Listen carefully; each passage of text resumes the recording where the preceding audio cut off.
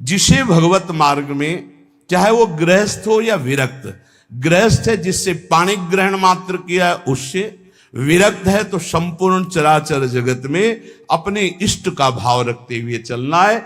देखो, जब अच्छा साधक कहीं गड़बड़ हो जाता है तो वो अपने जीवन को ही नष्ट कर देता है। यही अपने वृंदावन की बात है कि उधर पानी घाट की तरफ कोई साधक एकांतवास करता। अभी हमसे कल प्रश्न हुआ कि नए साधक को एकांतवास करना चाहिए या सत्संग साधु समागम। तो हम कहा नए साधक को सत्संग साधु समागम करते हुए थोड़ा समय एकांतवास करना चाहिए।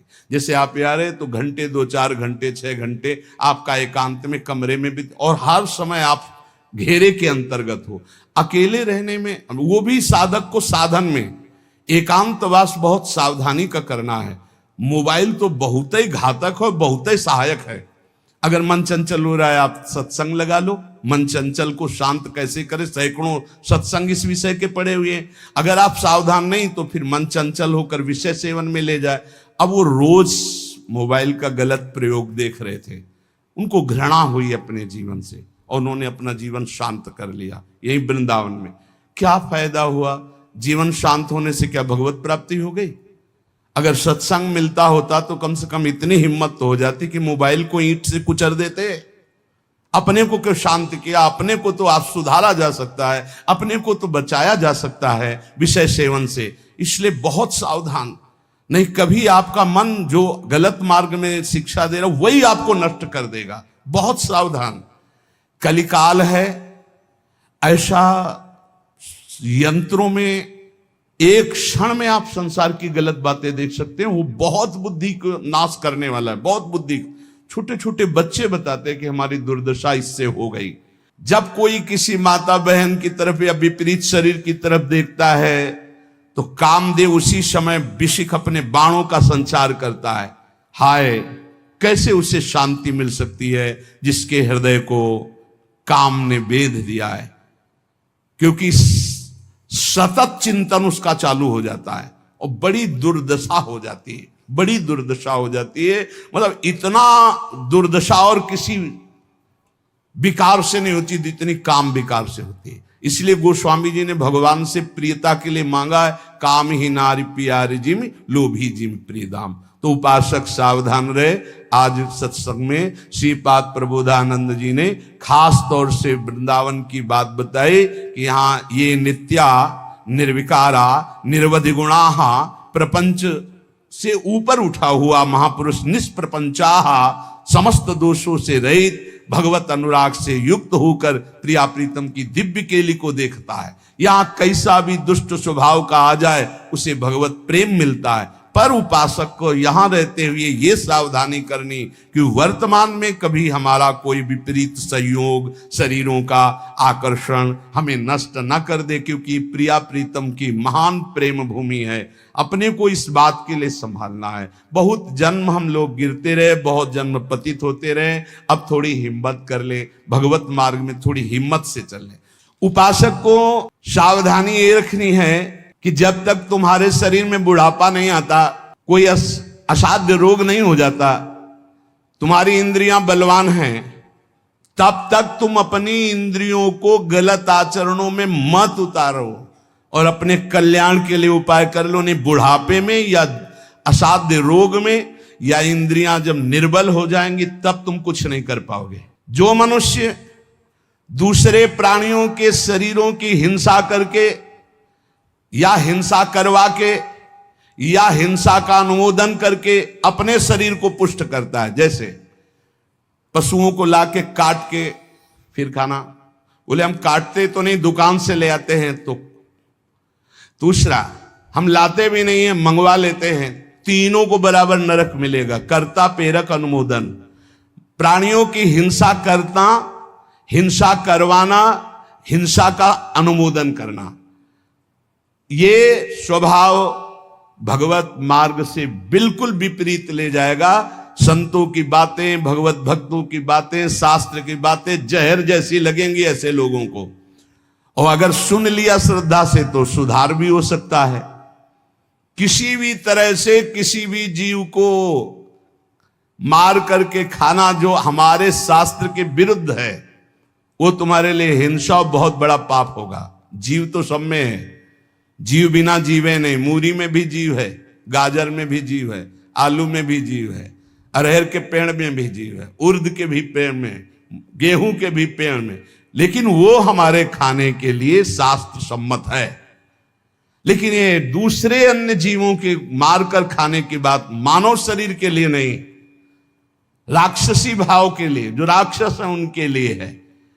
संसार में जितने भी जीव हैं, मन से, वचन से, शरीर से जब किसी को दंड नहीं दिया जाता तो अपने सारे पाप नष्ट होने लगते हैं और उसे कोई भी दुख भोगना नहीं पड़ेगा। उसके दुख देने वाले पाप कर्म क्षय हो जाते हैं। सभी जीव को चाहिए कि ये बात समझ लें, सब यहां जीना चाहते हैं, सब अपने शरीर को सुखी रखना चाहते हैं। अगर किसी भी प्राणी को तुम मारते हो या उबालते हो या खाते हो तो तुम्हारा नाश निश्चित है, तुम्हारी दुर्गति निश्चित है। अपने स्वार्थ के लिए, काम से, क्रोध से, भय से यदि किसी को पीड़ा पहुंचाते हो, काम से, चार लोग मिलकर किसी के साथ ऐसा अभद्र व्यवहार करना या मार देना या ऐसा कर देना, तुम ये सत्य समझ लीजिए कि तुम्हारी दुर्गति पक्की है। ये महापुरुषों के वचन है। जो श्रेष्ठ, परोपकारी, निश्चय पूर्वक दूसरों के दुख को दूर करने की बात करने वाले हैं, वही मानव जीवन धारण करने का लाभ लेते हैं। क्रोध से, लोभ से, भय से या हास्य से भी पापकारी बात कभी मत करो। पाप वाली बात हंसी मजाक में भी मत बोलो। जो साधक आत्मज्ञान प्राप्त करना चाहता है उसे चाहिए सत्य बोले, परमित बोले, थोड़ा बोले और संशय रहित बोले, परिपूर्ण स्पष्ट बोले, अनुभूत बोले और वाणी को चंचल ना होने दे, मर्यादा से बोले। ऐसा बोलने वाला साधु परमार्थ की उन्नति को प्राप्त होता है। सत्य बोले, थोड़ा बोले, संशय रहित बोले, परिपूर्ण स्पष्ट शास्त्र सम्मत बोले, जो बोले अनुभव से बोले, वाचालता रहित होकर बोले, वो परमार्थ का पथिक होता है। जो भाषा सत्य है पर कठोर है, दूसरे को दुख पहुंचा रही है, बड़ी रूखी बात है, वो नहीं बोलनी चाहिए। जिसे आत्मशोधन करना है उसे ब्रह्मचर्य रहना ही है, इसीलिए इसको शुरू किया। जिसे ब्रह्मचर्य रहना है उसे शरीर को चिकना बनाना, श्रृंगार करना, यह सब छोड़ देना चाहिए। काय को इसको अभी कुछ दिन बाद शरीर छूट जाएगा, फिर लकड़ी में जलेगा भाई। चाहे जितना इसे पाउडर लगा लो, चाहे जितना इत्र छिड़क लो, आग में जलेगा कुछ दिन। बोले कुछ दिन क्यों, अभी तो हम 30-40 साल ऐसे निकल गए। ऐसे अब पता नहीं 30-40 साल है कि नहीं है, ऐसे निकल जाएंगे। ब्रह्मा जी के यहां कमल की पंखुड़ी में जितने में सुई छेदो उतने में 1 वर्ष हो गया। अपने 100 वर्ष कितने हुए, 100 बार ऐसे ब्रह्मलोक में करे तो हो गया। अपने शरीर को ज्यादा श्रृंगार, सुख, सुविधा, प्यार मत दो। जितने से भजन बन जाए, धर्म बने, उतने ही दो। स्त्रियों का काम भाव से स्पर्श करना, संभाषण करना, देखना छोड़ दे। यदि आत्मशोधन करना है स्त्री साधक को पुरुष साधक से, काम भाव से, कैसे, किसी भी तरह से, बहुत सावधानी का विषय से आपको खुद निर्वाह करना है, कोई दूसरा निर्वाह करने वाला नहीं, दूसरे को सफाई देने की जरूरत नहीं।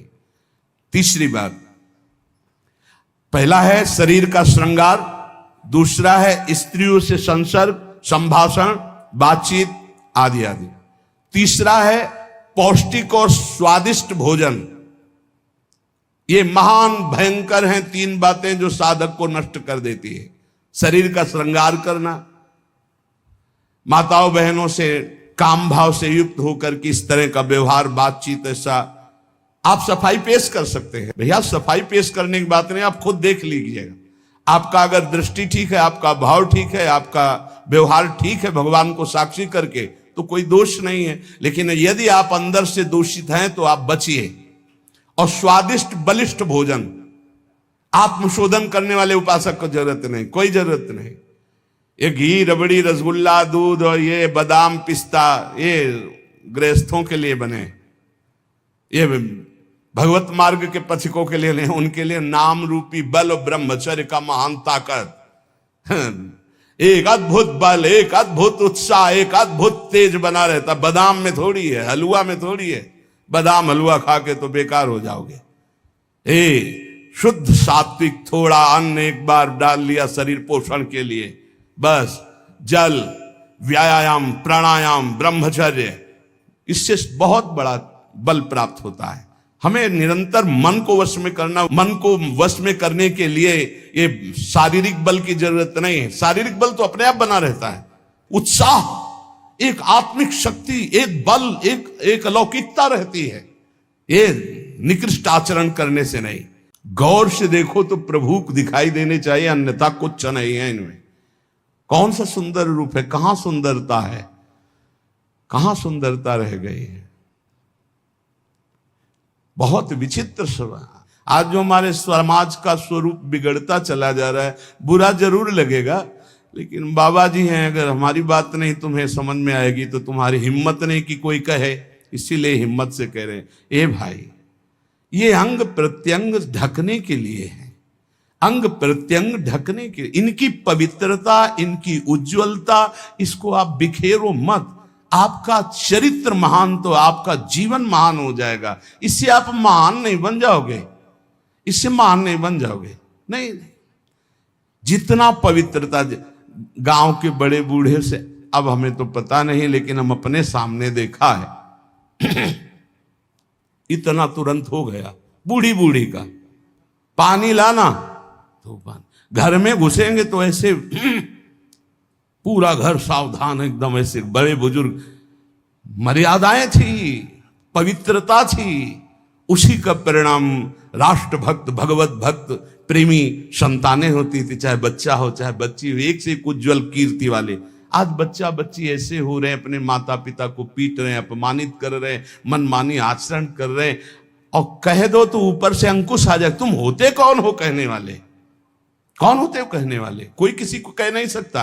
नहीं, हम इसलिए कह सकते हैं कि हम शास्त्र, संत, गुरुजन, इनका अधिकार है समाज पर, और समाज का इनके ऊपर अधिकार है।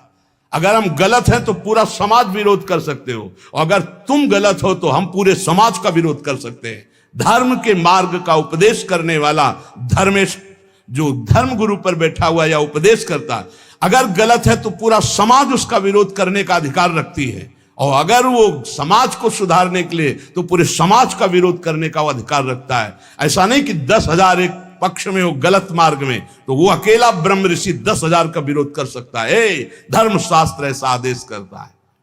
आप विचार करके देखो, भगवान श्री राम जी को आदेश हुआ, तापस वेश विशेष उदासी, 14 वर्ष राम वनवासी। भगवान नंगे पैर सारी, लेकिन कैसी मर्यादा से सिया जी को, जहां नाव पे चढ़ाना है तो सीय चढ़ाई, चढ़े रघुराई। आगे जानकी जो हर व्यवस्था, हर सोच, थोड़ी सी चूक जानकी जी की तरफ से लीला विस्तार के लिए लक्ष्मण जी को उपस्थित वचन दिला के गए थे कि एक क्षण के लिए जनक नंदिनी को अकेला मत छोड़ना, पर जानकी जी ने जाओ, राम जी संकट में, दोनों का काल के भी महाकाल का संकट कौन, माता आप ऐसे वचन मत बोलो। तो उनका, आप मुझे समझ में आ रहा है भगवान कोई लीला करना, ऐसे रेखा खींची और कहा मां इस रेखा को क्रॉस मत करना, इस रेखा को किसी की सामर्थ्य नहीं त्रिभुवन में कि क्रॉस करके आपको छू ले। लेकिन लक्ष्मण रेखा को पार हर समय। तो आप इन बातों पर ध्यान दीजिए। रामचरितमानस की कैसी पोशाक होनी चाहिए, कैसी व्यवस्था होनी चाहिए, कैसी चाल ढाल होनी चाहिए, हमारा जीवन कैसे मंगलमय हो सकता है। उस पवित्रता का ही प्रभाव था कि इतना त्रिभुवन को भयभीत कर देने वाला रावण जानकी जी के सामने नेत्र नहीं मिला सकता था, और अशोक वाटिका में जाके रखा, बार बार मनाता रहा, और जब उठाया था तो ऐसे नहीं उठाया था, सीता चरण बंदी सुख माना। हे जगत जननी, मैं जानता हूं यद्यपि ये मैं जो कृत्य कर रहा हूं अपने विनाश के लिए, अपने मंगल के लिए कर रहा हूं, पर मैं जानता हूं कि आप कौन हैं, इसलिए मेरा प्रणाम स्वीकार करें। और जब तक आप लंका नहीं पहुंचते तब तक हम असुरों का उद्धार होगा ही नहीं, इसलिए हम अपने उद्धार के लिए आपको ले जा रहे हैं। और ले जाकर के अशोक वाटिका में रखा था, ना कि जहां महल में और रानियां थी वहां भी रख सकता था, लेकिन नहीं, शुद्ध अशोक वाटिका में। और राक्षसियों का पहरा, और त्रिजटा जी को जानता था, वो कोई साधारण नहीं था। जिस समय खर और दूषण मारे गए, सूचना पहुंची खर दूषण मारे गए, अच्छा, खर दूषण मूषम बलवंता मार सके को बिनु भगवंता, बिना भगवान के इनको कोई, भगवान आए तो भजन न होए तामस देहा। मैं राक्षसी स्वभाव का, तामसिक वृत्ति का हूं, भजन तो होगा नहीं। अब कैसे इनसे, अब इनसे मन वचन कर्म से बैर करूंगा, और बैर के द्वारा परम पद प्राप्त। और ऐसा दृढ़ निश्चयी कि जब गर्दन अंतिम में कटी तो कहा राम रन हतो पचारी, श्रद्धा से लई बैर से पुकारा, कहा राम रन हतो पचारी। जिस समय जनकपुर में यज्ञ हो रही थी, धनुष यज्ञ, सब पहुंचे थे, ये भी पहुंचा, बाणासुर भी आए हुए थे, कुछ मांगलिक गुरु चर्चा हुई, क्योंकि दोनों के गुरु एक ही हैं, भगवान शिव। कहा आप भी तो धनुष उठाने आए, बोले नहीं, इस धनुष उठाने में कौन सी बात है, जब 20 बार कैलाश सहित भगवान शिव और पार्वती को उठा लिया तो उनका ये धनुष है। मैं धनुष उठाने नहीं आया, मैं धनुष उठाने वाले को निमंत्रण देने आया हूं। बोले कौन है यहां धनुष उठाने वाला? बोले पहले भगवान श्री राम जब विश्वामित्र जी के साथ पधारे तो रावण ने दृष्टि मिलाई और कहा कि ये नेह निमंत्रण नहीं दे रहा हूं, ये बैर निमंत्रण दे रहा हूं। ये धनुष आप ही भंग करेंगे, सीता जी आपको ही मिलेंगे, लेकिन मैं सीता का अपहरण करूंगा और तुम्हें रुलाऊंगा, और तुमको ये जो टांगे हुए और सारंग धनुष, इसी से निकले हुए बाणों से संपूर्ण लंका का उद्धार करना होगा। मैं यही कहने आया हूं। भगवान श्री राम से मानो इशारे में बात की और आरती की अजगौ की, और जनक से कहा इसका भंजन तो दूर रहा, इसको उठाऊंगा भी नहीं, ये मेरे गुरु का धनुष है। प्रणाम करके परिक्रमा करके दोनों चले गए थे। ये अतिरथी वीर बाणासुर और महान पराक्रमी रावण, ये ऐसे उठाए भी नहीं थे। ऐसा नहीं कि उठाने की चेष्टा की, नहीं, ऐसा नहीं, वंदना की, परिक्रमा की और चले गए थे। और भगवान राम को कहा था तुम्हें निमंत्रण देता हूं, आकर पूरी लंका का उद्धार आपको करना है, इसलिए सीता जी से ब्याह तो आप करो और वास मेरे यहां करेंगे, क्योंकि इन्हीं के चरणों के प्रताप से ऐसी अपावन लंका पावन होगी। उन्मत्त में वो कुरते योषित दृष्टि दुष्ट मदेरे, जो हमारा शास्त्र कहता है उसको ध्यान दो। कभी किसी भी माता बहन से बात करनी हो तो चरणों में देखो, भगवान तो सर्वत्र विराजमान है। जिस समय भगवान ब्रह्मा जी ने सृष्टि रचना प्रारंभ की तो सनक सनंदन सनातन सनत कुमार प्रकट हुए, उनसे कहा सृष्टि रचो, बोले शब्द ही नहीं, ये शब्द ही नहीं, हमारी सृष्टि में ही नहीं, हमारे चिंतन में ही नहीं। हर समय समाधिस्थ हरिशरणम। फिर और ऋषि प्रकट किए, सब अपने स्वरूप में स्थित। तब फिर अपने शरीर के 2 भाग किए, एक में महाराज मनु और एक में शतरूपा। फिर ये परस्पर ऐसा आकर्षण प्रकट हुआ जिससे सृष्टि वर्धन नहीं, सब ब्रह्म स्वरूप, सब भजनानंदी, भजन में ही डूबने के लिए। तब ब्रह्मा जी ने अपने शरीर के 2 भाग किए, वामांग से शतरूपा और दाहिनी भाग से महाराज मनु, और यहां से फिर ये मैथुन सृष्टि प्रकट हुई।